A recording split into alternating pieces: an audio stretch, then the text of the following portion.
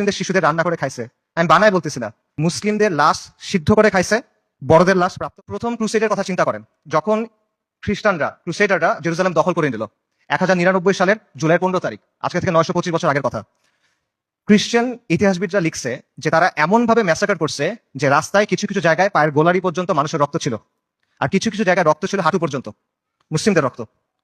এবং তারা জেরুজালেম পর্যন্ত যাওয়ার সময় যতগুলো শহর পার হয়েছে প্রত্যেকটা শহরে ম্যাসাকার করছে, রেপ করছে, লুট করছে, আর্সন করছে, আগুন লাগাই দিছে। এবং এখানেই শেষ না, তারা ক্যানিবালিজম করছে। ক্যানিবালিজম বুঝছেন? মানুষের মাংস খাওয়া।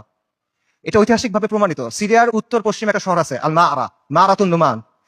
এই শহরে 1098 সালে খ্রিস্টান হিস্টোরিয়ানদের লেখার মধ্যে আসে যে তারা মুসলিমদের লাশ সিদ্ধ করে খাইছে, বড়দের লাশ, প্রাপ্তবয়স্কদের লাশ, এবং শিশুদের লাশ স্পিড রোস্ট করছে। স্পিড রোস্ট মানে বোঝেন? একটা বড় লোহার শিক থাকে, সেই শিকের মধ্যে একটা জন্তুকে এফর ওফর করা হয়, মনে করেন একটা কবুতর বা একটা মুরগি। তারপর এটা আগুনের উপর ঝুলানো হয় শিকটা, তারপর এটা ঘুরানো হয়, তখন আগুনটা ঝলসায়, মাংসটা রান্না হয়। আপনারা অনেক সময় দেখবেন যে গ্রিল চিকেন এভাবে রান্না করে। এইভাবে মুসলিমদের শিশুদের রান্না করে খাইছে।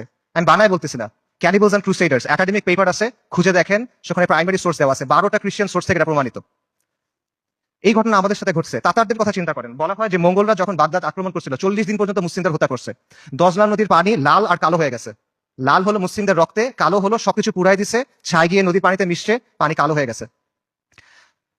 নবী সাল্লাল্লাহু আলাইহি ওয়াসাল্লামের সময়ের কথা চিন্তা করেন, খাবার